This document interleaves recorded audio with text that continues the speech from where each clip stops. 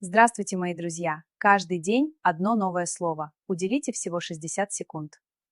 Лак– корень, козленок. Лахтайды рождает козленка. В казахском языке глагол может рождаться из существительного. Вы думаете, лахтайды– это бросает?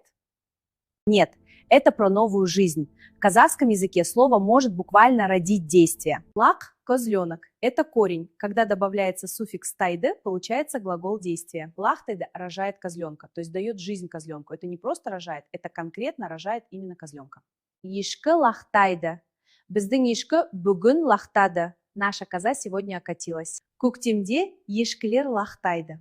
Весной козы приносят козлят.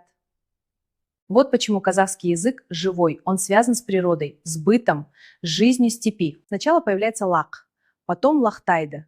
Слово рождает действие. Так устроен казахский язык, он не просто описывает жизнь, он живет вместе с ней. Казахский язык через сердце. Подписывайтесь на мой канал. Здесь казахский легко и с душой. Каждый день по одному слову.